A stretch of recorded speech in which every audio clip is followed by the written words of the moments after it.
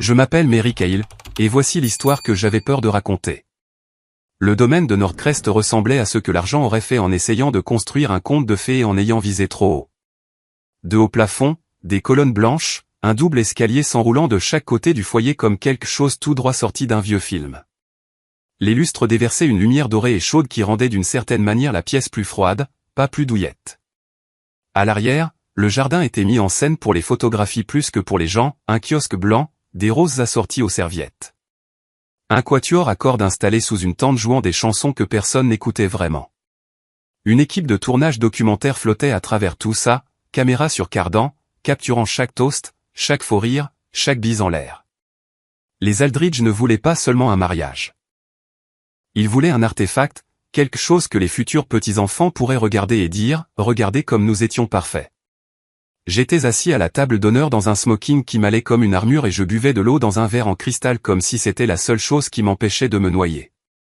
Je ne bois pas lors d'événements comme celui-là. J'ai besoin d'avoir la tête claire. Cela ressemblait déjà moins à mon mariage et plus à un casting où j'aurais été choisi pour jouer le rôle du marié dans leur documentaire familial. Je n'arrêtais pas de jeter des coups d'œil à ma mère, Linda, assise à ma droite. Elle avait retouché sa robe elle-même la veille au soir, reprenant la taille, raccourcissant l'ourlet, lissant chaque ligne jusqu'à ce qu'elle semble avoir toujours été faite pour elle. La couleur était douce et neutre, le genre de teinte qui n'exige pas l'attention, et qui pourtant brille d'une certaine manière. Ses cheveux, bien sûr, étaient parfaits. Chignon bas, boucle douce encadrant son visage. Rien de tape à accent grave l'œil, juste du talent. C'est la partie cruelle. La seule chose que cette salle pleine de gens respectait réellement la beauté technique était la seule chose pour laquelle ils ne lui accorderaient jamais tout le crédit. Ses mains reposaient sur la nappe, doigts entrelacés. Je pouvais voir les petits cals le long de ses phalanges, la fine ligne blanche sur son pouce là où elle s'était un jour coupée avec une paire de ciseaux bon marché. Des cicatrices que personne dans cette pièce ne remarquerait jamais, et encore moins comprendrait. J'ai pris l'épais livret de mariage et j'ai commencé à le feuilleter. La section Aldridge venait en premier, évidemment. Gregory Aldridge, président du Aldridge Development Group, membre de tel et tel conseil municipal, mécène de la moitié des organisations artistiques de Charlotte. Victoria Aldridge, philanthrope, conférencière principale, fondatrice d'une initiative à l'acronyme POLY. Il y avait des portraits en noir et blanc d'hommes en costume morts depuis longtemps sur les murs autour de nous, étiquetés, fondateurs de l'héritage Aldridge, comme s'ils étaient des dieux sculptés dans le marbre. Puis venait ma page. Mary Kyle, fondateur autodidacte de City Pulse Lab, né dans un code postal de classe ouvrière. La preuve que le talent peut venir de n'importe où. Cela se lisait comme un argumentaire de vente. Pas faux, mais pas vrai non plus. Puis en bas, la partie qui comptait le plus pour moi et le moins pour eux, Linda, coiffeuse locale, esprit communautaire. Pas de nom de famille, aucune mention de 30 ans de loyer payé à temps, de 3 emplois, de n'avoir jamais manqué une réunion parents-prof, peu importe sa fatigue. Juste, coiffeuse locale, esprit communautaire, comme si sa vie entière pouvait être pliée dans un slogan pour un flyer de quartier. Cela a fait clic, plus nettement qu'auparavant. Il voulait mon histoire juste assez brute pour les faire paraître généreux, mais pas assez spécifique pour que ma mère devienne une personne avec une histoire. Juste un accessoire, une texture. Derrière nous, quelqu'un à la table voisine a chuchoté, j'ai entendu dire que sa mère n'a jamais même obtenu sa licence. Elle a juste appris toute seule. Dingue, non? Une autre voix a renchéri, amusée, notre jardinier joue du piano à l'oreille, aussi. Certaines personnes sont juste comme ça. Le quatuor à cordes continuait de jouer, mais la seule chose que j'entendais vraiment était le mot « jardinier » collé à ma mère. Elle continuait de manger de petites bouchées de sa salade, souriant, ce sourire fin et exercé que je ne connaissais que trop bien. Celui qui disait « Tout va bien, chérie. On traversera ça aussi ». Gregory s'est levé pour faire son discours, et la salle s'est calmée instantanément. Il avait le genre de présence qui faisait se tenir les gens plus droits, non pas parce qu'il le respectait, mais parce qu'il comprenait qu'il contrôlait des choses qui pouvaient leur nuire plus tard. Il a levé son verre et a dit, ce soir n'est pas seulement à propos de 2 jeunes gens qui s'unissent. C'est à propos d'une histoire de succès s'écrivant en temps réel. Il s'est lancé dans ma biographie comme s'il en possédait les droits. D'un petit salon de centre commercial à Akron à un appartement exigu à Chicago jusqu'au domaine de Nordcrest, où les rêves deviennent réalité. Si j'avais regardé ça sur un écran, j'aurais peut-être levé les yeux au ciel. Assis là, je me sentais juste engourdi. J'avais l'habitude d'être fier de ce parcours. J'avais travaillé pour ça, mais l'entendre sortir de sa bouche, tout ce que je pouvais entendre était un argumentaire de vente pour le rêve américain et pour la marque Aldridge. La morale de l'histoire n'était pas que ma mère avait gratté et griffé pour nous sortir de cet appartement. La morale dans la version de Grégory était qu'un système comme le sien pouvait prendre quelqu'un comme moi et me polir en quelque chose digne de leur salle de bal. J'ai regardé la mâchoire de ma mère se serrer d'une fraction de pouce, je l'ai regardée déglutir difficilement, et j'ai su qu'elle l'entendait aussi. Puis Victoria a pris le micro. Sa voix était douce et sucrée. Le genre de voix qui fait se pencher les gens. Méric est la preuve, a-t-elle dit, que le talent ne dépend pas d'un code postal. Certaines personnes naissent dans le bon quartier, d'autres non. Mais avec du cran, avec de la persévérance, on peut s'élever. Elle a fait une pause, souriant dans ma direction, puis a laissé son regard dériver vers ma mère. Et bien sûr, une grande partie de ce don doit venir de sa mère. Les mains d'or, la capacité de travailler de ses mains, de rester connecté aux gens ordinaires. Ce genre de don. Ça ne vient pas avec des diplômes. C'est inné. Les gens ont ri doucement. Le rire poli et complice qui dit « Nous comprenons notre place au-dessus de tout ça ». Les mots eux-mêmes auraient pu être un compliment. Dans sa bouche, ils étaient une cage tapissée de velours, mains d'or, gens ordinaires.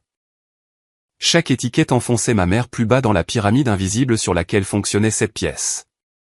Ma mère a posé sa fourchette très soigneusement et a lissé sa serviette. C'était son tic. Ne te lève pas. Ne fais pas de scène. Ne saigne pas devant des gens qui apprécient la couleur. Ma poitrine me semblait serrée.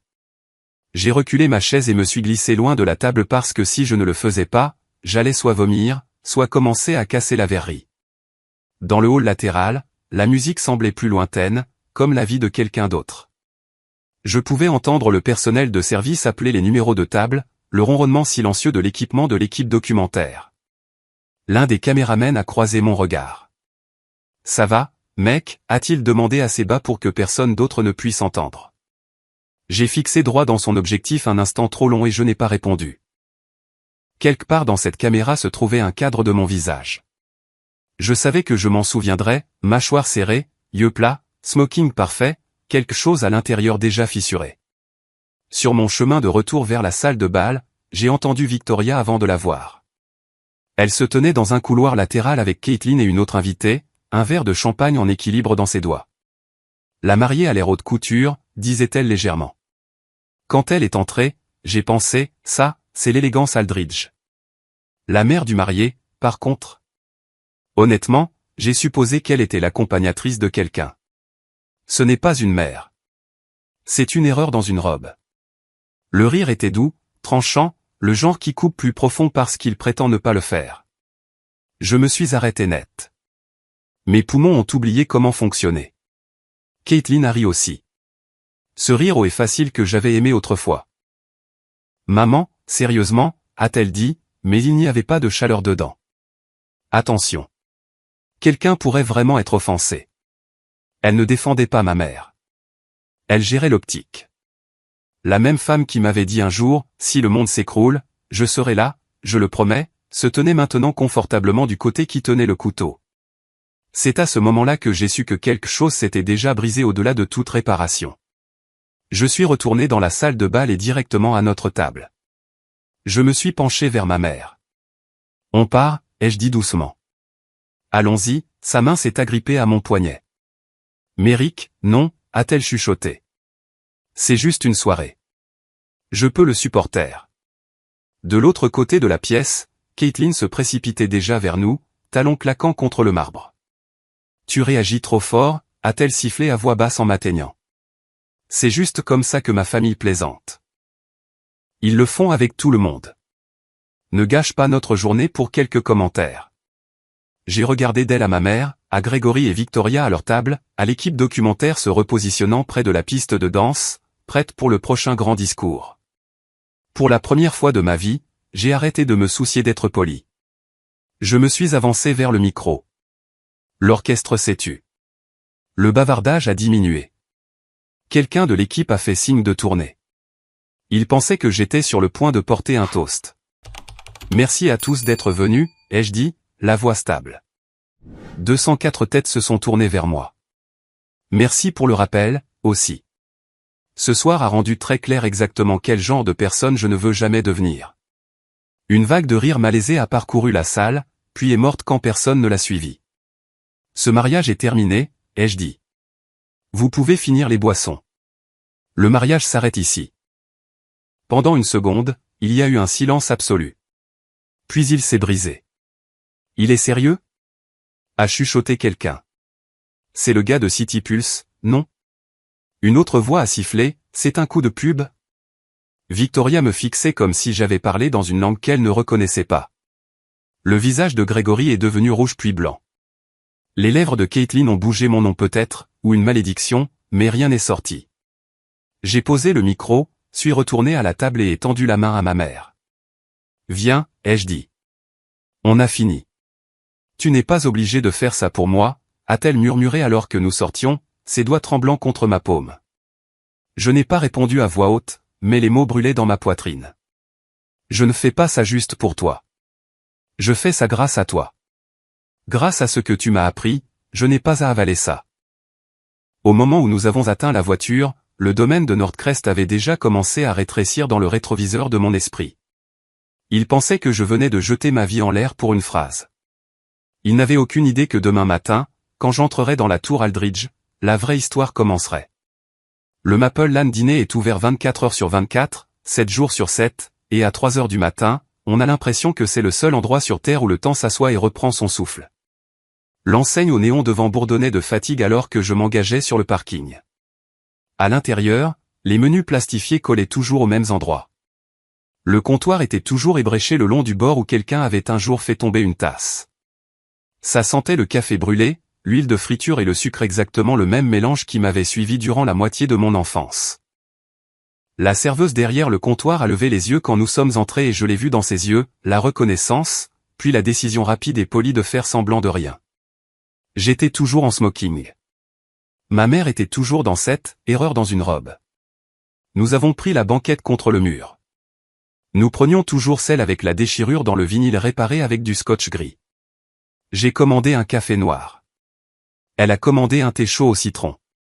Assis là sous les néons bourdonnants après être sorti du domaine de Nordcrest, c'était comme être catapulté 15 ans en arrière vers une autre nuit où tout semblait trop grand et trop incertain. J'ai fixé le distributeur de serviettes et soudain j'avais à nouveau 16 ans dans un 2 pièces exigu au-dessus d'un centre commercial mourant à Akron, Ohio. De notre fenêtre, on pouvait voir les lumières du parking bourdonner au-dessus de l'asphalte fissuré. Le genre d'endroit où les enseignes des magasins s'éteignaient une par une et personne ne les remplaçait jamais. En hiver, le vent se glissait à travers le cadre de la fenêtre, peu importe le nombre de serviettes que nous fourrions le long du rebord. Maman travaillait en bas dans le salon et je faisais mes devoirs sur une table cabossée que nous avions achetée à un dîner qui fermait. Je me suis souvenu de l'hiver où le chauffage est tombé en panne et le propriétaire a mis 3 semaines à le réparer.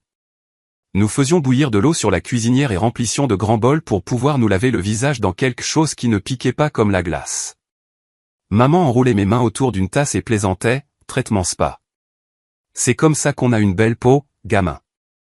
Elle présentait toujours la survie comme une sorte de bonne affaire que nous gagnions, même quand nous savions tous les deux que ce n'était pas le cas. Elle cumulait 2, parfois 3 emplois à l'époque. Équipe du matin au salon du centre commercial. Soirée à faire des visites à domicile pour des clients qui donnaient des pourboires en liquide. Le boulot occasionnel de mariage dans une salle de banquet de seconde zone où le tapis était toujours à motif et le DJ toujours trop fort. Je me souviens être descendu une fois entre 2 rendez-vous, l'avoir trouvé endormi debout, la tête appuyée contre la porte du placard à fourniture, un peigne encore coincé derrière l'oreille.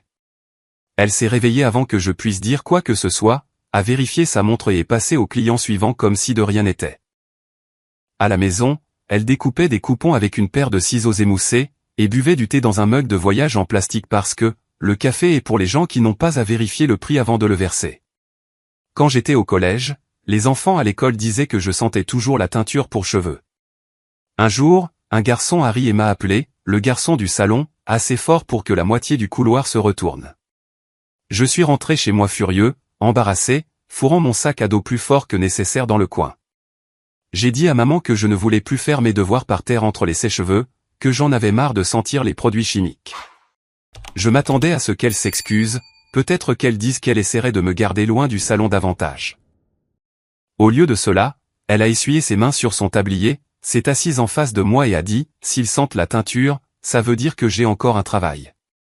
Je suis désolé si ça rend les choses plus dures pour toi, mais n'ose pas avoir honte de moi. Et honte si tu blesses quelqu'un. Et honte si tu mens. N'aie jamais honte du fait que ta mère travaille. C'était la première fois que je comprenais que la plupart de la honte que je portais n'était pas vraiment la mienne. C'était ce que les autres projetaient sur nous et ce que j'avais accepté silencieusement. Des années plus tard, quand je me tenais à Nordcrest en écoutant Victoria parler de « main d'or » et de « gens ordinaires », ce couloir de collège est revenu en force. Au lycée, il y a eu 7 sorties scolaires. Notre classe a traversé une partie réaménagée de la ville qui était autrefois des terrains vagues. Il y avait des bancs placés à des angles étranges, trop loin de tout arbre, trop près de la rue. Une fille a levé la main et a demandé au guide de la ville, « Pourquoi les bancs sont-ils de travers ?» Il n'y a pas d'ombre. Le guide a haussé les épaules. C'est juste le design. Je n'ai pas pu m'en empêcher. J'ai laissé échapper, parce que celui qui a dessiné ça se souciait plus de cocher une case que de savoir si quelqu'un s'assiérait ici un jour. Le professeur m'a regardé plus longtemps que d'habitude et a demandé, « Tu as déjà pensé à l'architecture, Méric ?» C'était la ligne juste là, entre juste s'en sortir et imaginer que je pouvais changer quelque chose. Plus tard, quand City Pulse Lab n'était que des croquis et du code tard le soir, je n'arrêtais pas de penser à ces bancs de travers et ces terrains blanchis par le soleil et de me demander combien de décisions comme ça étaient prises par des gens qui ne marchaient jamais dans les rues qu'ils redessinaient. Et avant tout ça, il y avait ce dîner. Maman et moi avons atterri à Maple Lane une nuit après que le salon a eu une semaine terrible. Le propriétaire avait augmenté le loyer du centre commercial, la fréquentation était en baisse et le patron avait réduit ses heures. Nous avions juste assez d'argent pour une part de tarte et un petit café. La serveuse a divisé la part sans qu'on le demande. Maman a poussé la plus grosse moitié vers moi quand même. Demain, quand tu écriras cette dissertation, a-t-elle dit, souviens-toi qu'il y a quelque chose de doux qui t'attend si tu continues. J'avais 16 ans, fatigué, et je faisais semblant de ne pas remarquer qu'elle n'avait rien commandé pour elle-même. Assis dans cette même banquette maintenant, nœud papillon desserré, le maquillage de ma mère légèrement taché au coin de ses yeux, j'ai réalisé que ce dîner n'était pas juste un endroit où nous mangions quand nous étions fauchés. C'était notre point d'origine, les coordonnées à partir desquelles tout le reste pouvait être mesuré. J'ai enroulé mes mains autour de la tasse de café et un autre souvenir s'est glissé par-dessus les autres, un que j'avais classé depuis des années. J'avais environ 16 ans quand le centre commercial a changé de main. Nouveau propriétaire, nouvelles enseignes. Le vieux logo délavé sur le pylône est tombé et un nouveau, élégant, est monté. Un A, stylisé en bleu marine profond, un nom auquel je n'ai pas prêté attention à l'époque. Les renouvellements de bail sont venus avec un loyer plus élevé. Le propriétaire du salon a réduit les heures de maman. Nous avons passé un mois à penser que nous allions devoir emménager avec une cousine à 2 villes de là. Ce A, stylisé ne signifiait rien pour moi à l'époque. Plus tard, quand je suis entré dans la tour Aldridge pour la première fois et que j'ai vu cette même lettre briller derrière le bureau de réception, ça m'a frappé comme un coup retardé. Des gens comme Grégory prenaient des décisions depuis des salles de conférence qui secouaient notre appartement sans jamais connaître nos noms. Maman sirotait son thé en face de moi maintenant, sa robe toujours immaculée malgré les heures et l'humiliation. Elle paraissait plus petite sous la lumière crue du dîner qu'elle ne l'avait fait sous les lustres, mais aussi d'une certaine manière plus réelle. Tu sais, a-t-elle dit doucement. Tu pourrais encore dire que c'était une erreur. Dire que tu t'es laissé emporter. Les gens pardonnent à un jeune homme qui panique le jour de son mariage, surtout quand il a du succès. Tu n'as pas à mettre le feu à tout ton avenir à cause de moi. J'ai secoué la tête. Je n'ai pas mis le feu à mon avenir, ai-je dit. Je suis sorti d'une vie où je ne pouvais pas supporter la personne que je serais si je restais. Je ne lui ai pas encore parlé de l'autre plan, des mois de mouvements discrets que je faisais en arrière-plan. Mon téléphone a vibré sur la table. Une notification de mail a allumé l'écran, de Laurence Drédan. Objet, tous les documents exécutés, prêts pour la présentation au conseil demain. Je l'ai ouvert avec mon pouce. Les mots étaient propres et simples. Chaque transfert terminé, chaque signature notariée. Les sociétés écrans que j'avais créées au cours des derniers mois détenaient désormais une participation majoritaire dans Aldridge Development Group. J'ai levé les yeux vers ma mère, vers la femme fatiguée qu'on avait traitée d'erreur dans une robe, devant 204 personnes. Et j'ai pensé, demain dans la tour Aldridge, elle n'aura à baisser la tête pour personne, qu'il le veuille ou non. Chicago a été le premier endroit qui ait jamais semblé être plus que de la survie. Mon studio entier aurait pu tenir dans le foyer du domaine de Nordcrest. Le matelas touchait presque le radiateur. Le train aérien faisait vibrer la fenêtre toutes les 20 minutes. Et les tuyaux cliquetaient comme des fantômes se battant dans les murs. Mais pour la première fois de ma vie, j'ai regardé autour de moi et j'ai pensé, j'ai choisi ça. J'avais 24 ans, partageant le loyer avec un ami de fac, mangeant des parts de pizza à $1 et des nouilles instantanées et construisant City Pulse Lab au 2e étage à Fulton Market qui sentait encore ce qui avait été stocké là avant nous. Nous avons pris la moitié d'un entrepôt converti, briques apparentes, sol en béton, bureau fait de portes récupérées en équilibre sur des tréteaux en métal. En hiver, nous travaillions ensuite à capuche et mitaine avec des radiateurs d'appoint poussés sous nos chaises. Le café que nous buvions était assez fort pour décaper la peinture, mais il nous faisait tenir quand la ville à l'extérieur des fenêtres de l'entrepôt donnait l'impression qu'elle préférerait nous recracher plutôt que de nous laisser changer quoi que ce soit. City Pulse a commencé comme une idée simple dont mon ami Ellie et moi plaisantions autour d'une pizza froide. Et s'il y avait un moyen pour les quartiers de signaler les espaces morts sur une carte, puis d'envoyer ces données directement aux services municipaux et aux bailleurs de fonds? Pas des plans directeurs sur papier glacé dessinés dans des bureaux à des kilomètres de là, mais un flux en direct de « voici où les enfants coupent pour aller à l'école » et « voici le terrain où tout le monde jette des ordures ». Nous écrivions du code entre des boulots en freelance, collions ensemble des API, construisions une fonctionnalité qui permettait aux gens de télécharger des photos de terrain vide et de voter sur des propositions. Pendant longtemps, tout le monde s'en fichait. Puis la 2e année, un petit blog d'architecture a fait un article sur une ruelle que nous avions aidé à transformer en parc de poche. Ils ont appelé ça une nouvelle façon pour les communautés de co-concevoir leur propre ville. Cet article a été repris par un autre site, puis une chaîne d'information locale. Un petit fonds à Chicago nous a invités à présenter notre projet. Nous sommes entrés dans une salle de conseil en blazer de friperie et sommes sortis avec un chèque d'amorçage qui a fait trembler mes mains quand j'ai signé les papiers. Après ça est venu un investisseur providentiel, puis un projet pilote avec un quartier de l'Ouest qui avait plus de fenêtres placardées que d'épiceries. Nous sommes entrés dans un concours pour concevoir un espace public dans l'un des quartiers les plus difficiles de la ville et avons gagné d'une manière ou d'une autre.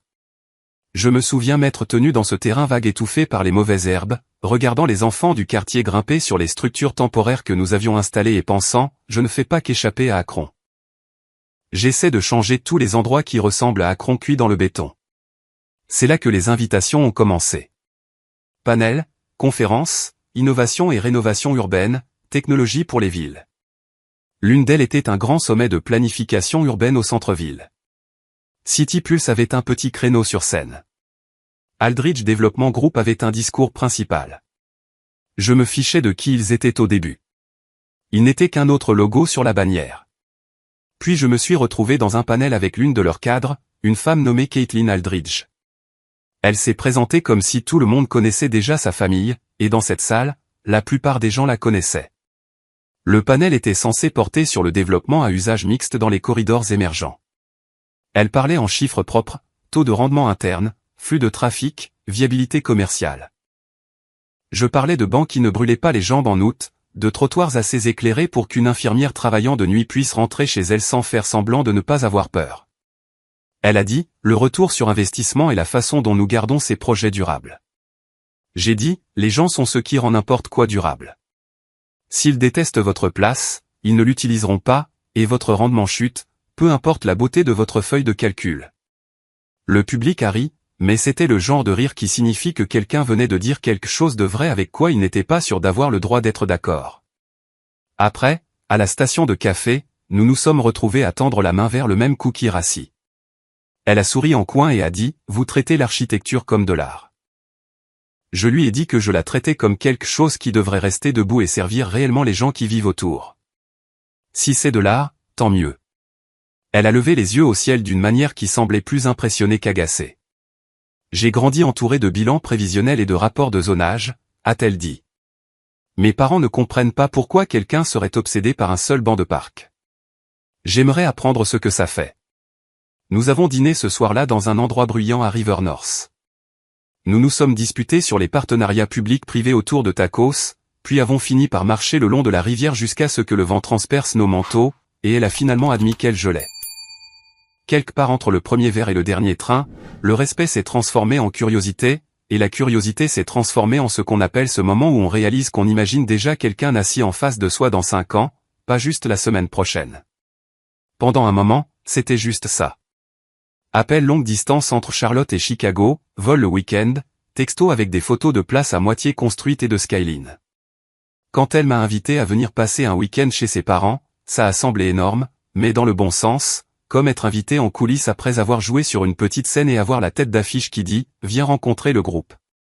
La maison Aldridge à Charlotte ressemblait à ce que quelqu'un aurait fait en essayant de construire un musée et en décidant ensuite d'y vivre. Murs de verre, poutres en acier, jeux d'aussi soigneusement chorégraphiés qu'il semblait faux. Il y avait des peintures dans les couloirs que je n'avais vues que dans des magazines. Maman était terrifiée. Elle ne l'admettrait pas, mais je pouvais le voir dans la façon dont elle n'arrêtait pas de lisser sa robe dans le siège de l'avion. Elle avait pris un quart de travail supplémentaire au petit salon de Raleigh, où elle avait pris du travail le week-end juste pour payer les ingrédients de la boîte de pâtisserie qu'elle avait cuisinée pour eux. Elle avait ciré ses chaussures de magasin d'usine jusqu'à ce qu'elles brillent et s'était entraînée à dire « Monsieur et Madame Aldridge » au lieu de « Monsieur et Madame ». Quand nous sommes arrivés, Victoria a pris la boîte de pâtisserie entre 2 doigts comme si elle pouvait être encore chaude. « Oh, fait maison », a-t-elle dit, étirant le mot. « Charmant ». Grégory a serré la main de ma mère et lui a donné un sourire de politicien. « Merci d'avoir élevé un fils si remarquable », a-t-il dit. « Surtout avec votre charge de travail. » Cela ressemblait à un compliment jusqu'à ce que vous entendiez l'implication qu'il était surprenant que quelqu'un comme elle ait produit quelqu'un comme moi. Maman a souri de la même ligne fine qu'elle avait portée sous les lustres à Nordcrest et ses doigts se sont resserrés autour de la poignée de son sac à main. Comme si elle lâchait prise, elle flotterait droit hors du sol en marbre. Au dîner dans leur salle à manger au mur de verre, Grégory a posé des questions sur City Pulse, mais ces questions ne portaient pas sur la technologie ou les quartiers. « Votre parcours est très convaincant », a-t-il dit. Les gens se connectent à ça. Un gamin d'un salon de centre commercial, maintenant fondateur technologique construisant des parcs. Il y a une vraie valeur narrative là-dedans. Nous pourrions souligner cela quand nous passons devant les conseils municipaux. Victoria a hoché la tête en accord. Alors peut-être que nous vous présentons comme le gamin du salon de centre commercial dans nos documents, a-t-elle dit. Cela montre jusqu'où le bon écosystème peut aider quelqu'un à s'élever. Caitlin a essayé de ramener la conversation vers le design, m'a interrogé sur un concept de place que nous avions construit dans le quartier sud, mais chaque fois que je répondais, Grégory ramenait ça à mon histoire d'origine. Je me sentais moins comme un partenaire potentiel et plus comme une mascotte dont il décidait comment la faire poser. Après le dessert, Caitlin m'a entraîné dans le bureau de son père pour me montrer une présentation sur son ordinateur. C'est la proposition du district Lincoln, a-t-elle dit. Nous la présentons à la ville le trimestre prochain. Je pense que tu vas aimer une partie. J'ai fait défiler et mon estomac est tombé. La moitié du concept ressemblait presque à l'identique à une étude spéculative que City Pulse avait faite pour une ville différente, une que j'avais partagée avec elle des mois plus tôt autour d'une bouteille de vin et d'un ordinateur portable juste pour lui montrer ce à quoi je rêvais. Arbre de rue dans le même motif décalé, coin salon sculpté dans les retraits de bâtiments existants. J'ai tourné vers une diapositive ultérieure et me suis figé. Il était là, mon diagramme de circulation, celui que j'avais esquissé dans un carnet dans un train une nuit. Même couleur, même flèche. Seul le logo City Pulse dans le coin avait été remplacé par une ligne fade, partenaire de conception communautaire. Où est notre nom, ai-je demandé, ma voix plus plate que je ne le voulais. Caitlin a déplacé son poids. Mon père pense que ton application n'est pas encore assez mature pour être mise au premier plan, a-t-elle dit. Il ne veut pas embrouiller le récit, mais tu es l'inspiration. Je le lui ai dit. Vraiment? J'ai entendu ce qu'elle a dit, inspiration, pas collaborateur, pas propriétaire. Je me suis dit de laisser tomber, que c'était un pied dans la porte, que les choses se rattraperaient plus tard. Cette nuit-là, de retour à Chicago, bien avant le mariage, je me suis réveillé au son de la voix de Caitlin dans la cuisine de mon minuscule appartement. J'étais à moitié endormi sur le canapé-lit juste hors de vue. Elle était au téléphone avec quelqu'un, riant doucement pour ne pas me réveiller. Mon père adore son histoire, disait-elle. Le gamin du centre commercial. La maman dans le salon. L'application pour les terrains vides. Ça rend chaque présentation réelle. Une pause, puis un ton plus bas. Parfois je pense qu'il aime plus l'histoire qu'il n'aime l'entreprise réelle. Les mots ont atterri comme un poids sur ma poitrine. Je suis resté allongé là, les yeux fermés, respirant aussi doucement que possible pendant qu'elle finissait l'appel et revenait au lit. Je n'ai rien dit, mais quelque chose avait changé à partir de ce moment-là. Chaque fois que Grégory m'appelait, notre fondateur autodidacte, j'entendais le sous-texte, notre. À nous d'utiliser, à nous de présenter quand c'est pratique. À moi apparemment seulement tant que je ne posais pas de problème. J'ai commencé à poser des questions après ça. Pas des fortes, pas encore. J'ai rencontré un ancien camarade de classe qui travaillait dans le capital investissement, lui ai payé un café et demandé comment une entreprise familiale comme Aldridge était structurée. Il a dessiné des cases et des flèches sur une serviette, expliqué les actions avec droit de vote et les participations minoritaires, et comment parfois les gens dans les brochures n'étaient pas ceux qui tenaient réellement les rênes. Si tu vas les laisser utiliser ton nom, a-t-il dit, tu voudras peut-être t'assurer d'avoir ton mot à dire, sinon, tu n'es que l'histoire inspirante dans leur présentation. Sur le vol de retour de Charlotte un week-end, j'ai ouvert mon ordinateur portable et commencé à regarder les dépôts publics pour Aldridge Development Group. Des noms de petits actionnaires sont apparus. Retraités, fonds mineurs, gens qui étaient là depuis les débuts. Je ne savais pas encore ce que je voulais. Je savais juste que je n'aimais pas l'idée que ma vie soit réduite à un point de puce contrôlé par quelqu'un d'autre. Des mois plus tard, assis au Maple Land dîner après avoir quitté mon mariage, fixant l'email de Dredan sur mon téléphone, toutes ces nuits et conversations se sont mises en place. Le café bon marché, l'entrepôt de Fulton Market, le regard vitreux dans les yeux de Grégory quand il parlait de « valeur narrative », la diapositive où mon logo avait disparu, l'appel téléphonique tardif où Caitlin admettait que son père adorait l'histoire de fond. Je n'avais pas entrepris de détruire leur maison de verre. J'avais seulement voulu racheter ma part de l'histoire. Que le reste se brise quand je tirais sur ce fil n'a jamais vraiment dépendu de moi. Un mois avant le mariage, avant les fleurs et le quatuor à cordes et la phrase qui a brisé quelque chose en moi, j'ai pris l'avion pour Charlotte pour ce que Grégory appelait un « jour historique pour Aldridge ». C'était son langage, pas le mien. Mon langage pour cela maintenant serait plus simple, le jour où j'ai arrêté de faire semblant de faire partie de la famille et réalisé que je faisais partie de l'inventaire.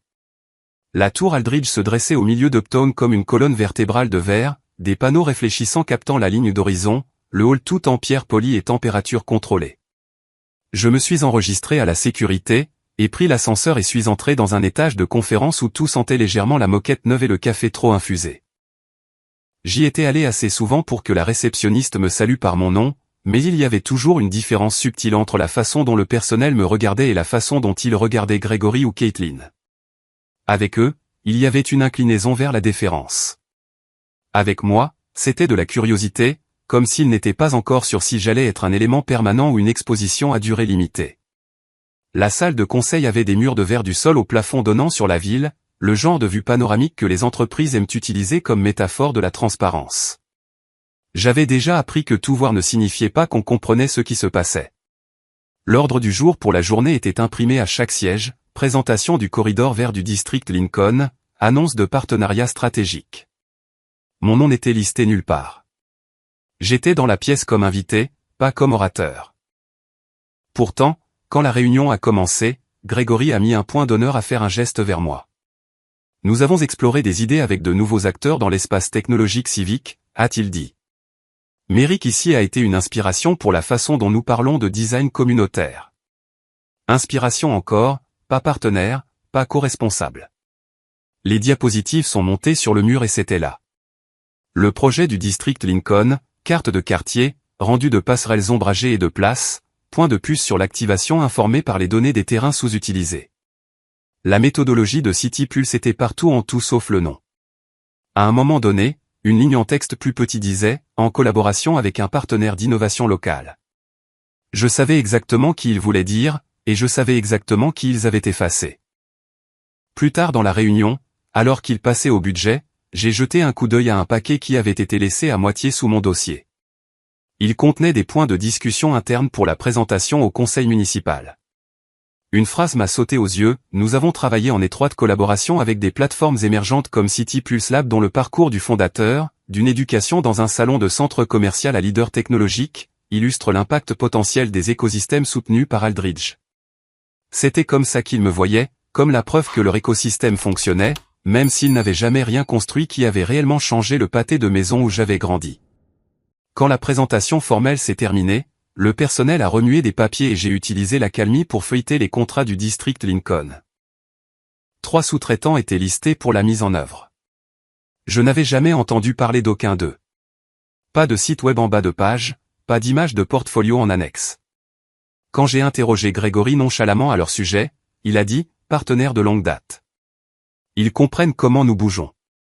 Dans le couloir après, l'un des jeunes analystes, un gamin dans la vingtaine, cravate légèrement desserrée, yeux vifs, s'est mis à marcher à côté de moi sur le chemin des ascenseurs. Il a parlé sans me regarder. 2 de ces entrepreneurs n'ont pas d'adresse de bureau, a-t-il dit à voix basse. Juste des boîtes postales. Pas de présence en ligne. Si tu essaies de trouver leur travail précédent, tu ne trouveras pas, puis plus fort, comme s'il venait de se souvenir de quelque chose d'anodin, il a pointé une photo encadrée sur le mur et a dit « Superbe photo », juste au moment où quelqu'un passait devant nous. Ma peau a picoté. Ce n'était pas seulement qu'ils utilisaient mon travail sans donner de crédit. C'était qu'ils pouvaient aussi utiliser mon nom et la réputation de mon application pour couvrir quelque chose de pourri. Plus tard ce jour-là, dans le parking souterrain, j'ai confronté Caitlin. Les murs en béton amplifiaient l'écho de nos pas, pourquoi n'étais-je pas à l'ordre du jour, ai-je demandé. Si Aldridge travaille avec CityPulse, pourquoi je ne présentais pas avec ton équipe? Elle a soufflé, détourné le regard, puis a dit, mon père pense que c'est mieux si tu es positionné comme une histoire, pas un technicien. Ça passe mieux si tu es l'exemple qu'on montre, pas celui qui creuse dans les feuilles de calcul devant les membres du conseil. Et la diapositive où mon diagramme avait notre logo, ai-je dit. Pourquoi CityPulse est soudainement juste un partenaire local sans nom? Il ne veut pas embrouiller le message, a-t-elle dit. Il pense que ta plateforme n'est pas encore assez à l'échelle pour résister à un examen minutieux. Une fois que les choses seront plus établies, nous pourrons rendre la relation plus explicite. Les mots semblaient répétés. Ils auraient aussi bien pu être imprimés sur du papier à en-tête Aldridge. Donc, en ce moment je suis un accessoire, ai-je dit. Un arc narratif propre pour votre présentation. Le gamin du salon qui prouve que votre modèle fonctionne. Elle a tressailli. Tu sais, ce n'est pas juste ça, a-t-elle dit. Tu sais que je me soucie de ce que tu fais. Peut-être qu'elle s'en souciait. Mais se soucier de ce que je faisais et protéger la façon dont sa famille m'emballait étaient clairement 2 choses différentes. Quelques nuits plus tard, j'étais de retour à la tour Aldridge attendant que Caitlin finisse une réunion tardive pour que nous puissions aller dîner. L'étage s'était en grande partie vidé. Lumière tamisée. La ville s'étendait en dessous de nous en paillettes froides. Je faisais défiler des emails sur mon ordinateur portable quand l'imprimante de l'autre côté du couloir s'est animée, crachant une poignée de pages. 10 minutes ont passé et personne n'est venu les réclamer. N'importe quel autre jour, je l'aurais peut-être ignoré. Cette nuit-là, quelque chose à propos du bourdonnement calme de la machine et de la façon dont les pages reposaient la face visible m'a attiré. La feuille du dessus disait « Optimisation narrative stratégique, usage interne uniquement ». Je sais que je n'aurais pas dû le lire. Je l'ai fait quand même. Le document décomposait différents atouts dans l'histoire Aldridge. Leadership multigénérationnel, empreinte philanthropique, lien avec les institutions locales. Un point de plus plus bas sur la page a rendu mes doigts froids. Figure émergente, Mary Cale. Profil, fondateur de CityPulse Lab, milieu ouvrier, foyer monoparental, lien avec des quartiers en difficulté d'héritage. Usage recommandé, étude de cas en mobilité ascendante, idéal pour humaniser les propositions à grande échelle. Risque, imprévisible dans les discussions politiques non scénarisées. Forte conviction personnelle. Recommandation, ne pas placer dans des rôles nécessitant une discipline de message lors des négociations réglementaires. J'ai fixé la ligne, idéale pour humaniser les propositions à grande échelle, jusqu'à ce que les mots deviennent flous. J'avais su à un certain niveau que j'étais une pièce narrative pour eux. Le voir étalé en point de puce juste sous la même police qu'ils utilisaient pour les projections de coûts et les dérogations de zonage était différent. J'ai remis les pages sur le plateau de l'imprimante exactement comme je les avais trouvées et je suis sorti. Les murs de verre reflétaient mon visage dans le noir. Un homme portant un costume qui lui allait, portant un ordinateur portable valant plus que la voiture que ma mère conduisait quand j'étais enfant. Des yeux qui ressemblaient exactement à ceux du garçon qui faisait ses devoirs sur le sol d'un salon de coiffure. Si je ne traçais pas une ligne quelque part, ces gens allaient transformer toute mon existence en une fable qu'ils pourraient vendre aux conseils municipaux pendant qu'ils faisaient transiter de l'argent par des entreprises qui ne prenaient même pas la peine de faire des sites web. Cette nuit-là dans ma chambre d'hôtel, je me suis allongé sur le lit en fixant le ventilateur de plafond tourné en cercle lent. Mon téléphone s'est allumé sur la table de nuit. Je l'ai pris et fait défiler jusqu'au numéro de Dreddan. Il était presque 23 heures quand il a répondu, sa voix rauque de sommeil. « Méric ? On a fini d'en parler comme d'une hypothèse, ai-je dit. Tu penses toujours qu'il est possible pour quelqu'un comme moi de construire tranquillement une position dans une entreprise comme Aldridge ? Si on est prudent, a-t-il dit. Si on le fait à travers les bons véhicules, au bon rythme. Pourquoi ? J'ai regardé par la fenêtre la tour Aldridge brillant contre la ligne d'horizon. Parce que si je ne protège pas mon propre nom et mon travail, ils vont réécrire toute ma vie en une histoire qui les sert, ai-je dit. Et je ne vais pas laisser ça arriver. Il a fait une pause, puis a dit, alors on commence cette semaine. Quand j'ai raccroché, la pièce semblait très calme. Le ventilateur continuait de tourner. Quelque part en bas, des voitures bougeaient le long de rues conçues par des gens qui ne les marcheraient jamais à minuit. J'ai pensé à ma mère faisant bouillir de l'eau sur une cuisinière cassée à Akron. Au banc dans ce parc à moitié fini à Chicago. À la diapositive où mon logo avait disparu. Au mémo qui m'étiquetait comme un atout avec un facteur de risque. Si je restais silencieux, ils posséderaient chaque version de moi qui comptait dans le monde où ils évoluaient. Si je parlais, je pourrais brûler chaque pont que je venais de passer des années à construire. J'ai choisi quand même. Le bureau de Dreddan à Chicago était l'opposé de la tour Aldridge. Pas de mur de verre, pas de vue sur la ville, juste des étagères de classeurs, un ficus mourant et une table de conférence marquée de ronds de trop de café bon marché. Il a écouté sans interrompre pendant que j'étalais tout. Nordcrest. Le mémo sur l'imprimante. Le district Lincoln transformé en étude de cas avec un pouls. Quand j'ai fini, il s'est adossé et a joint ses doigts. Le groupe Aldridge a beaucoup de petits actionnaires, a-t-il dit. Investisseurs de la vieille garde, fonds mineurs, gens qui sont entrés tôt et ont été ignorés pendant des années. La performance a été plate. Les paiements ont l'air bons sur le papier, mais une fois que tu creuses dans les projets. Il a haussé les épaules. La déception fait vieillir les gens vite. Alors, qu'est-ce que tu dis ? Ai-je demandé. Que je commence à acheter quelques actions et envoie une lettre fermement formulée ? Il a secoué la tête. Je dis que si tu achètes aux bons endroits, au bon moment, à travers les bons véhicules, tu pourrais tranquillement accumuler 40, peut-être 50% des actions avec droit de vote avant que quiconque dans cette tour ne réalise que tu es plus qu'une histoire de succès décorative. J'ai fixé le grain de la table. J'étais un gamin qui a grandi en faisant ses devoirs entre les sèche-cheveux, pas un raideur d'entreprise. L'idée d'un intérêt majoritaire semblait abstraite et laide. Mais l'image de ce mémo ne me laissait pas tranquille. Idéal pour humaniser les propositions à grande échelle. Trop risqué dans des contextes non scénarisés. Je n'essaie pas d'organiser un coup d'État, ai-je dit. Je veux juste m'assurer que ma mère ne devienne pas un accessoire dans une histoire qu'il possède pour toujours. Alors achète-toi une voix, a-t-il dit. Ils ont déjà acheté ton image gratuitement. Nous avons créé 3 sociétés écrans dans le Delaware, comme tout le monde le faisait quand il voulait être partout et nulle part à la fois. Sur le papier, c'étaient des véhicules d'investissement ennuyeux avec des noms oubliables. En réalité, c'était la base où j'empilais des briques d'influence une par une.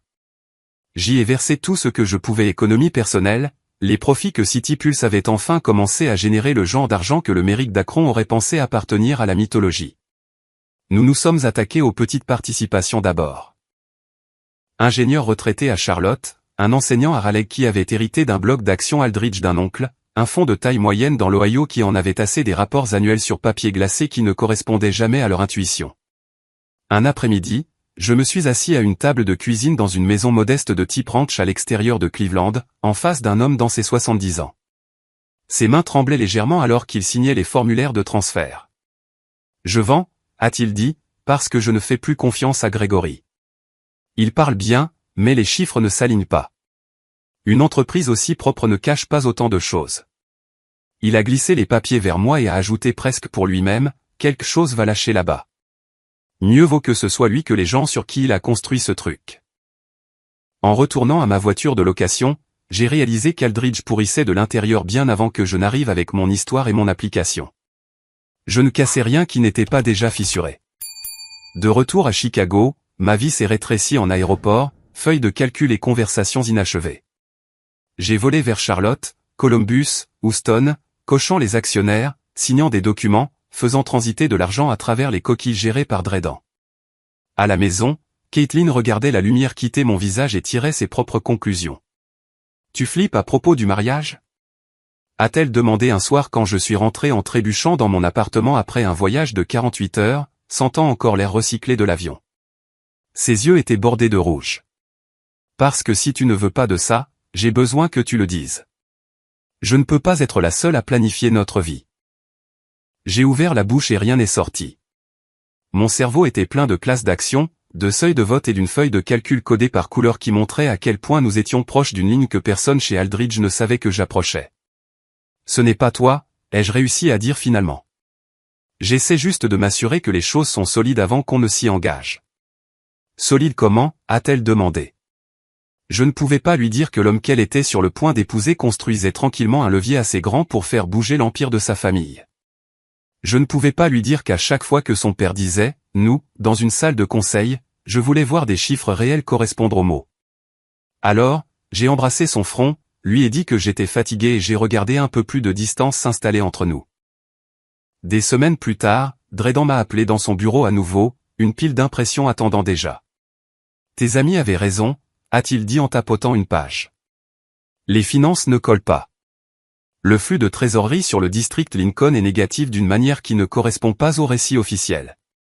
Des fonds partent vers des entités sans antécédents, sans infrastructure. S'il y a du vrai travail qui est fait, c'est invisible. J'ai emporté les pages chez moi, les ai étalées sur mon comptoir de cuisine et ai suivi les colonnes jusqu'à ce que mes yeux me fassent mal. C'était comme regarder une carte de rue propre posée sur le souvenir d'un quartier rempli de nids de poules. Les lacunes étaient évidentes une fois qu'on arrêtait de croire à la légende. Cette nuit-là, un email est arrivé dans la boîte de réception générale de City Pulse. Pas de nom d'expéditeur, juste une adresse brouillée que je ne pouvais pas tracer. Si vous voulez des preuves, disait-il, vérifiez ce dossier. L'Empire repose sur du plâtre et du papier. Il y avait un lien vers un disque partagé. J'ai cliqué dessus et un nouvel ensemble de documents s'est ouvert. Répartition de coûts internes, facture des mêmes sous-traitants sans nom, paiements acheminés à travers des couches d'entités écrans dont le seul but semblait être la confusion. Le total sur un projet arrivait à des millions de plus que ce qui était visible dans tout dépôt public. Les journaux de travail manquaient. Les photos du site s'arrêtaient à mi-chemin. Quiconque l'avait envoyé savait exactement où regarder et exactement comment Aldridge cachait ses excès. Quelqu'un à l'intérieur de la tour de verre avait finalement décidé de pointer une lampe de poche vers l'intérieur. Au moment où la semaine du mariage est arrivée, les chiffres dans ma propre feuille de calcul s'alignaient dans une direction différente. À travers les 3 sociétés écrans, je détenais juste un peu moins de 48% des actions avec droit de vote du groupe Aldridge. Un bloc descend de plus et je franchirais un seuil qui changerait tout. 5 jours avant la cérémonie, alors que fleuriste et organisateur spammaient mon téléphone de confirmation, Dredan a envoyé un court message, un fonds de taille moyenne à Atlanta veut sortir. Leur participation te met au-dessus de 51% si tu prends tout. Ils sont fatigués de Grégory. Décision nécessaire aujourd'hui. Je me suis assis seul dans mon bureau de Chicago, regardant les lumières de la ville à travers des fenêtres sales. Téléphone à la main, cœur battant. J'ai pensé à Caitlin et Charlotte choisissant le linge de table et les listes de lecture. J'ai pensé à ma mère ourlant sa robe et se disant qu'elle pouvait endurer une nuit chic pour moi. J'ai pensé à Grégory m'appelant une inspiration tout en effaçant mon nom de ses diapositives.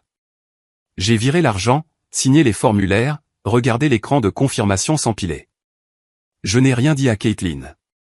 En éteignant mon ordinateur portable, une pensée de plus est glissée, silencieuse et dure, si les gens dans cette tour décidaient un jour que ma mère n'était qu'un décor pour leur histoire, je voulais quelque chose entre les mains dont ils se souciaient réellement.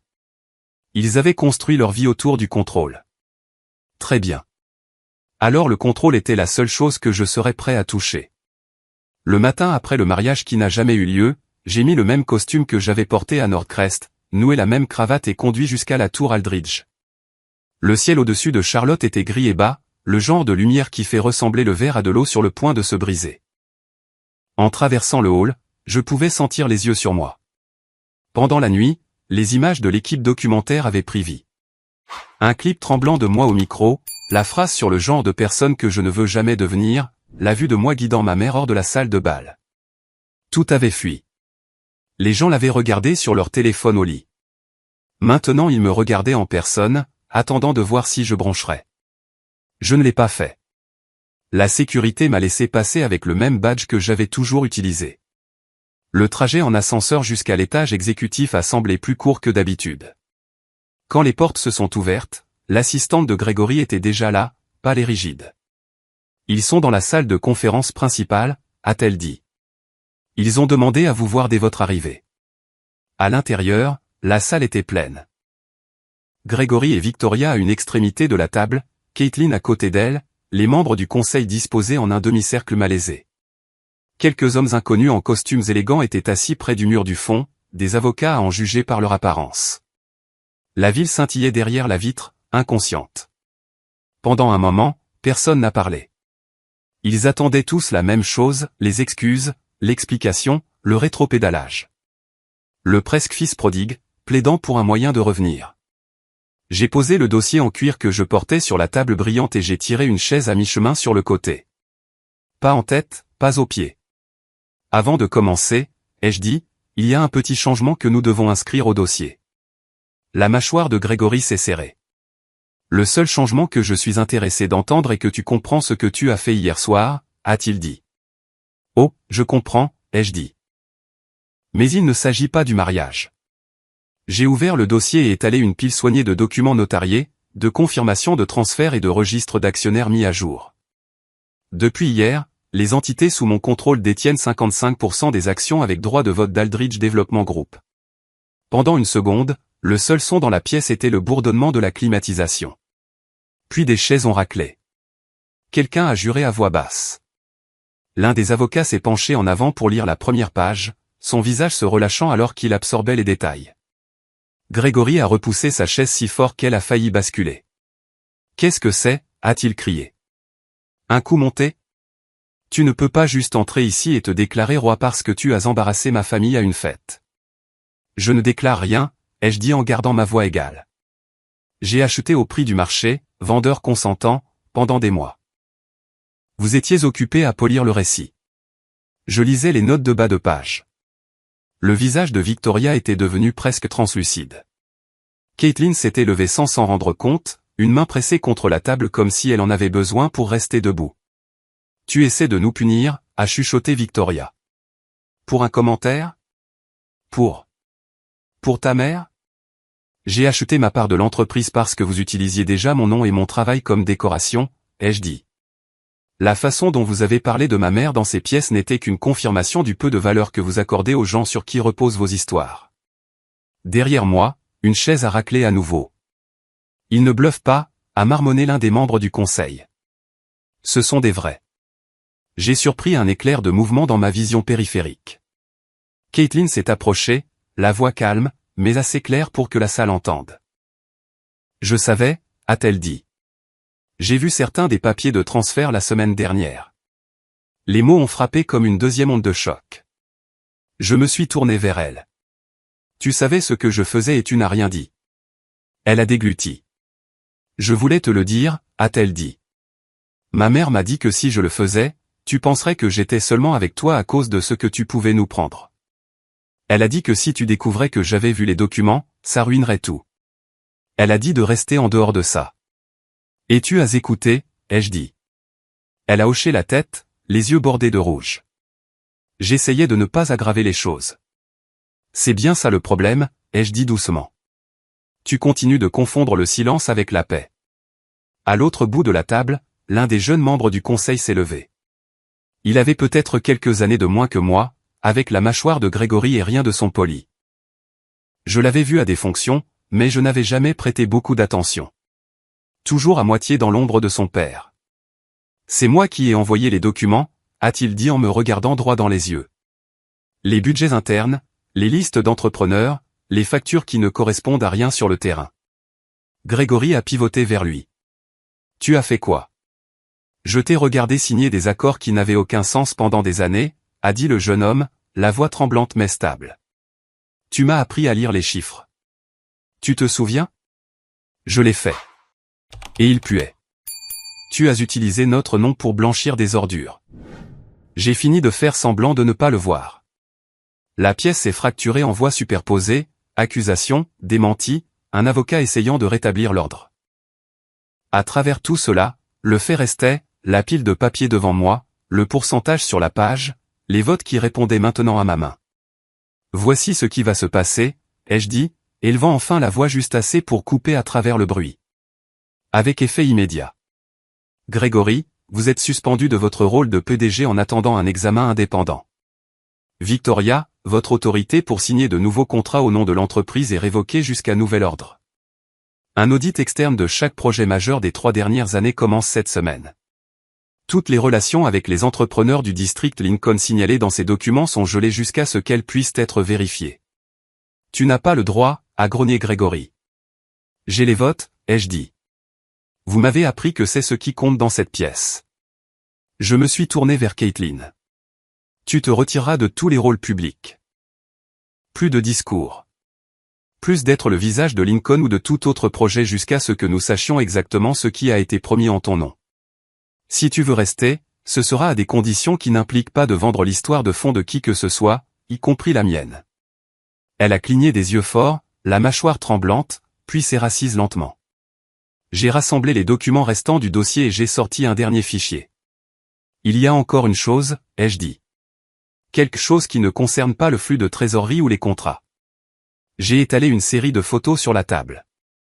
Des clichés granuleux au téléobjectif de ma mère quittant le salon à Raleigh. Ma mère à l'épicerie lisant des étiquettes. Ma mère assise seule dans notre banquette au Maple Land dîner, mains enroulées autour d'une tasse. Si jointe était une facture d'une agence de détectives privée adressée à une société holding liée à Victoria.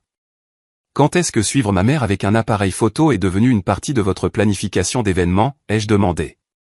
Le calme de Victoria s'est fissuré.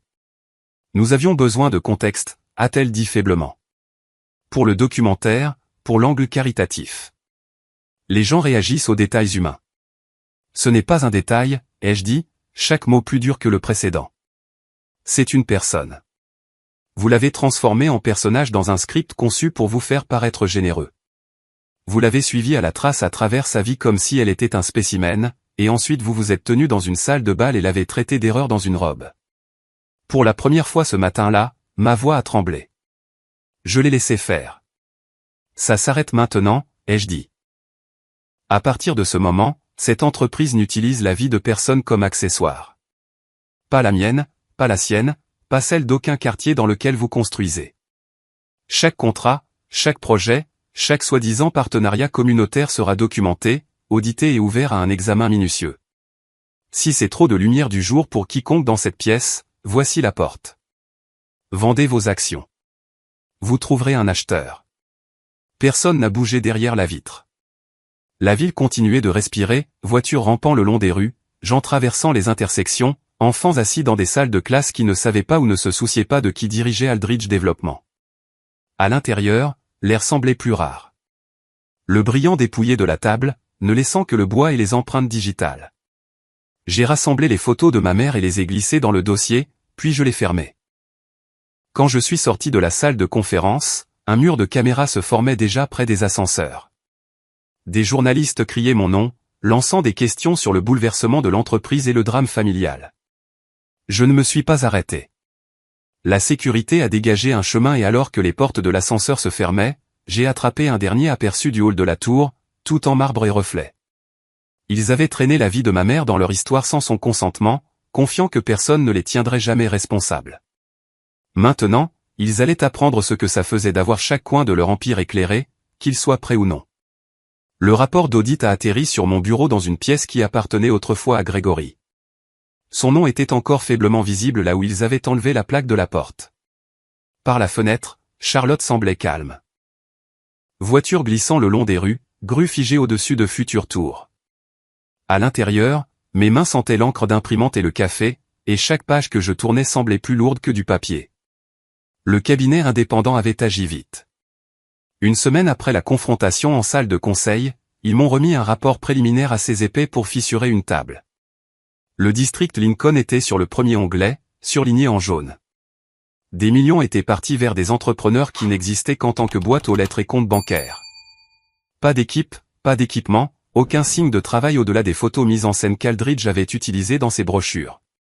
2 autres projets majeurs montraient le même schéma, exception aux règles d'appel d'offres publiques, signatures poussées dans des circonstances urgentes, argent disparaissant dans le brouillard. Je suis resté assis dans ce bureau emprunté jusqu'à ce que mes yeux me brûlent, lisant ligne après ligne de langage comptable poli qui se traduisait par quelque chose de simple, ils avaient drainé la ville et couvert ça avec de l'aménagement paysager et des discours. Chaque instinct en moi voulait claquer le dossier et entrer chez Grégory avec le rapport à la main. Au lieu de cela, j'ai fait ce que le rôle exigeait. J'ai signé l'envoi des conclusions au comité de surveillance du conseil municipal. J'ai autorisé un avis interne gelant les contrats douteux. J'ai mis mon nom sous des décisions dont je savais qu'elles mettraient une cible sur mon dos. La fuite est venue plus vite que je ne l'espérais. Un blog d'architecture régionale a obtenu d'une manière ou d'une autre un résumé du rapport et a publié un article sur des irrégularités dans les projets phares d'Aldridge. Les journaux locaux de Charlotte l'ont repris, ajoutant leur propre piment. Ils ont mentionné le mariage annulé à Nordcrest comme si c'était une intrigue secondaire dans un drame de prestige. Lundi, les médias nationaux sont arrivés. CNBC a diffusé un segment avec un écran partagé, la tour Aldridge d'un côté, une image tirée de la vidéo de mariage fuitée de l'autre.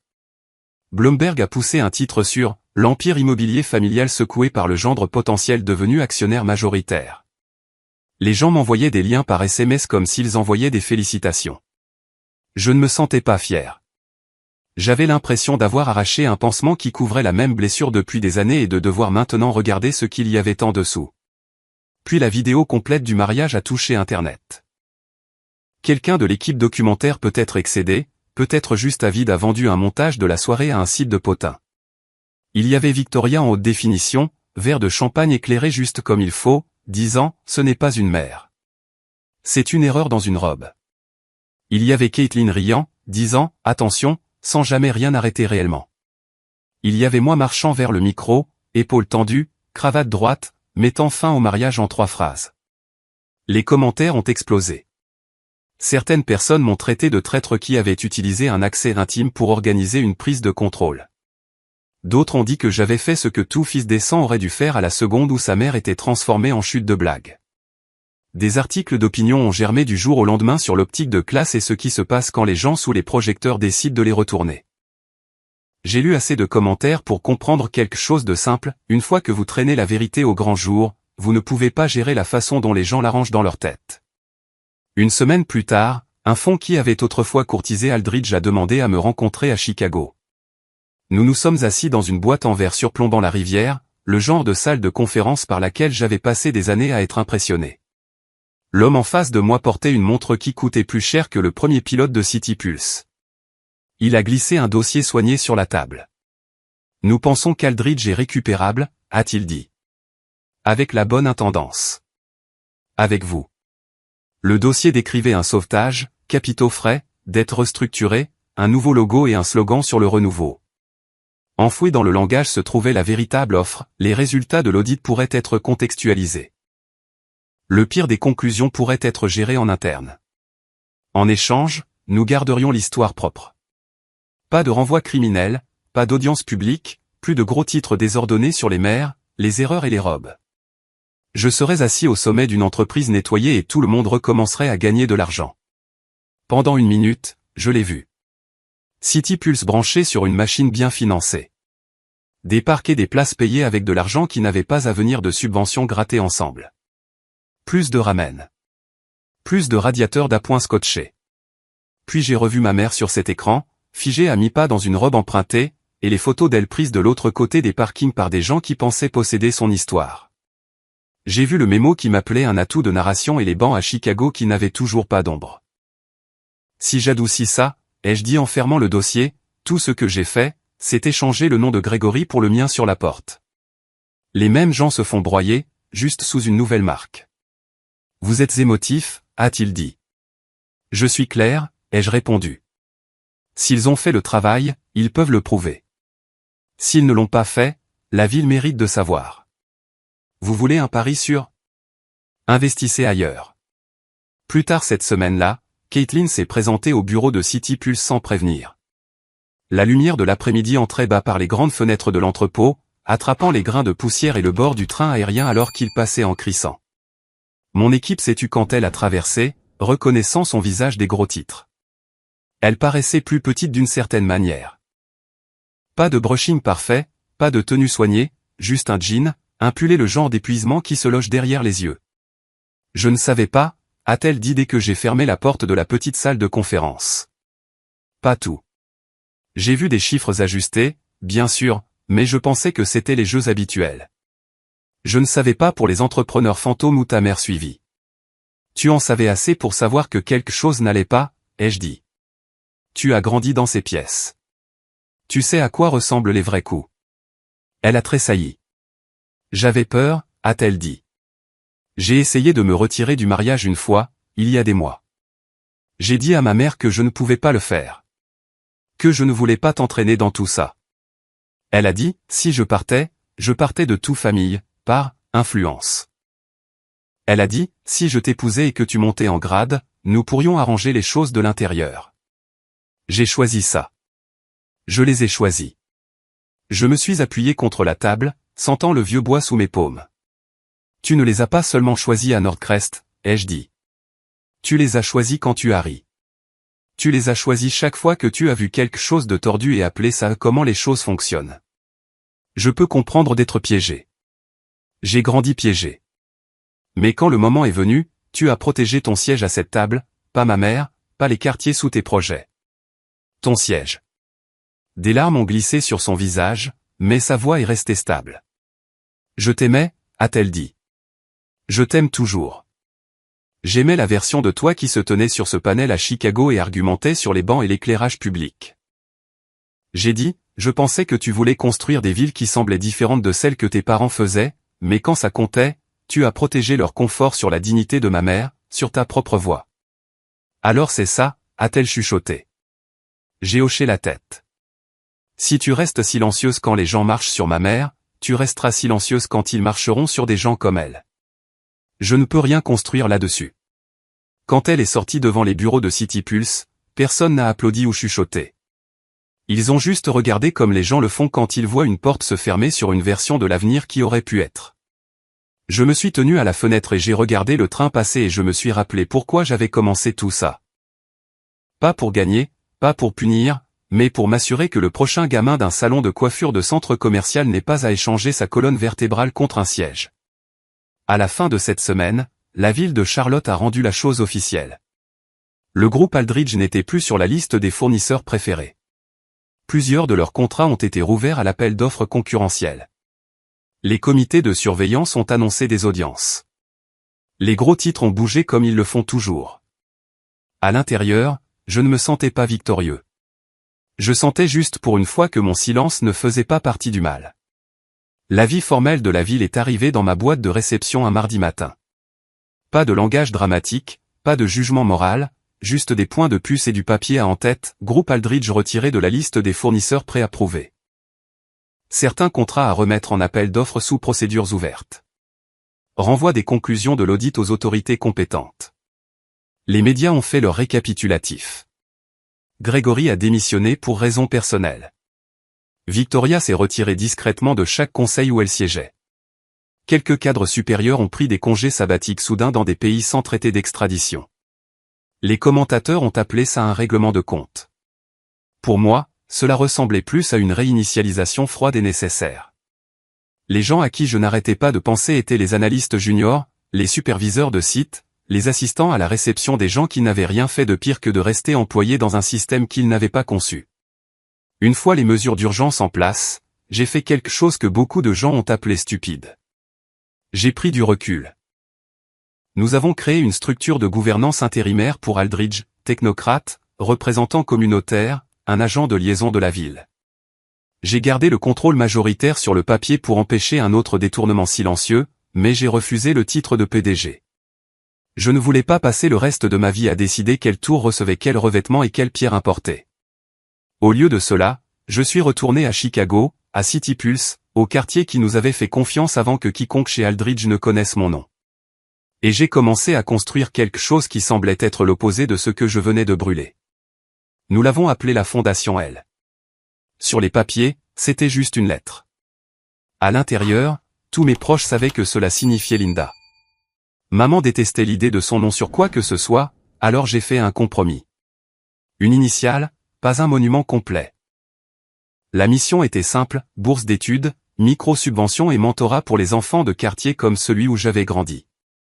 Des endroits où la seule chose plus grande que les nids de poules était la liste des choses qu'on disait que vous ne feriez jamais. Nous avons lancé la fondation à Chicago, pas à Charlotte, dans un centre communautaire construit sur ce qui avait été autrefois un terrain jonché d'ordures que City Pulse avait aidé à convertir. Les lignes de basket au sol étaient encore brillantes. À l'extérieur, la fresque que les enfants du quartier avaient peinte s'enroulait autour du bâtiment en bleu et orange. La foule était petite. Quelques fonctionnaires locaux, quelques journalistes, une poignée d'élèves du lycée qui avaient l'air de préférer être n'importe où ailleurs, mais qui étaient venus parce qu'un conseiller avait promis de la pizza après.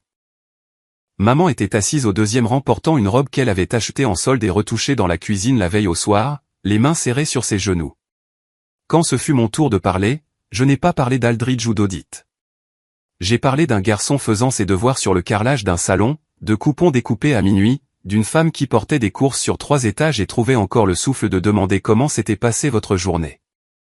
J'ai dit, je n'ai pas grandi avec un fonds familial ou des titres fonciers. J'ai grandi avec un sèche-cheveux qui surchauffait tous les 6 mois et une mère qui refusait de me laisser voir le travail acharné comme quelque chose à cacher. Puis le maître de cérémonie a fait la seule chose que je les avais suppliés de ne pas faire et a demandé à Madame Hale de monter un moment. Maman a secoué la tête au début, mais la salle a applaudi et finalement elle s'est traînée à côté de moi, lissant sa robe comme elle le faisait toujours quand elle voulait avoir l'air à sa place. Elle a pris le micro à 2 mains et a dit, « Je ne connais rien aux fondations et aux projets. Je sais juste que mon fils avait l'habitude de s'asseoir sur le sol de mon salon pour faire ses devoirs entre 2 coupes de cheveux. Si maintenant d'autres enfants peuvent faire leurs devoirs quelque part de plus grand et de plus lumineux que ça, alors chaque heure passée debout en valait la peine. » C'était tout. Pas de slogan, pas de ligne de style campagne. Juste la vérité, simple et lourde comme une main sur votre épaule. Cela signifiait plus pour moi que toutes les plaques que j'avais ramassées depuis mon départ d'Akron. Quelques jours plus tard, j'ai rencontré la personne qui avait allumé la mèche de l'intérieur d'Aldridge, le fils cadet, l'enfant de Gregory d'un mariage précédent. Celui qui s'était levé dans la salle de conseil. Il était à Chicago pour affaires et m'a envoyé un email pour nous rencontrer dans un café du coin qui ne servait rien avec de l'art en mousse. « Je ne suis pas ici pour demander quoi que ce soit », a-t-il dit en fixant son café. « J'ai juste pensé que tu devrais savoir ce qui se passe avec les morceaux. » Il m'a dit que le portefeuille Aldridge était en train d'être démantelé. Propriétés vendues, certaines à des concurrents, certaines à des fiducies communautaires sous la pression des régulateurs. Une partie des bénéfices, petite mais pas symbolique, était acheminée vers des fonds locaux, y compris un engagement à égaler les dons à la Fondation L pour les premières années. « Je n'attends pas de pardon, » a-t-il dit. « J'ai grandi dans la même maison que tu viens de démonter. J'en ai profité. Mais je ne pouvais pas continuer à le regarder signer des choses dont je savais qu'elles blesseraient les gens. Essayer de réparer le navire après des années à la barre vaut toujours mieux que de prétendre qu'il ne dérivait jamais, ai-je dit. Mais ça n'efface pas le sillage. » Il a hoché la tête. Nous nous sommes serrés la main comme 2 hommes qui partageaient un feu qu'ils avaient tous 2 aidé à nourrir et à éteindre de différentes manières. Quelque temps après tout ça, une nuit où la ville semblait trop bruyante, j'ai ramené maman au Maple Land dîner.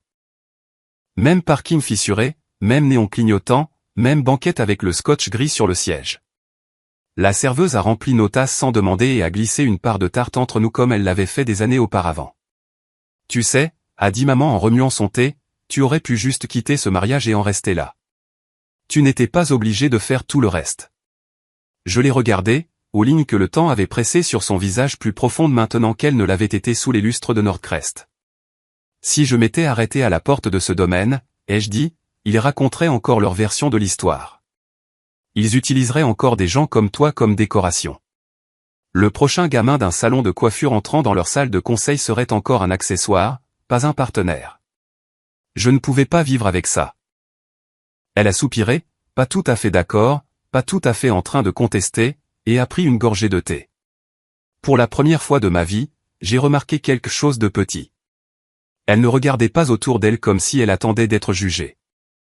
Elle était juste là, dans sa banquette, dans sa peau. Pas une erreur dans une robe. Juste Linda qui avait survécu à tout ça. Parfois, tard le soir, je rejoue 3 scènes dans ma tête. Le moment à Northcrest où cette phrase a tranché l'air. La salle de conseil de la tour Aldridge avec du verre sur 3 côtés et de la pourriture dans la paperasse. Cette table collante à Maple Lane où ma mère a un jour divisé un dessert à 5$ en 2 pour que j'ai quelque chose de doux vers quoi travailler. Si c'était vous, où vous seriez-vous arrêté? À la porte de la salle de bal? À la salle de conférence au mur de verre? Ou juste ici, à une banquette de dîner avec des taches de café plus vieilles que nous deux, en vous disant que ce n'était pas votre combat? Suis-je allé trop loin ou ai-je juste marché la distance que tout le monde s'attend toujours à ce que les gens comme moi rampent en silence? Je ne demande pas d'approbation. Je ne demande pas de pardon. Je veux juste que vous pensiez à ceci, si un jour quelqu'un pointait votre mère du doigt et la traitait d'erreur dans une robe, que feriez-vous? Et jusqu'où iriez-vous pour vous assurer qu'il ne le refasse plus jamais à personne?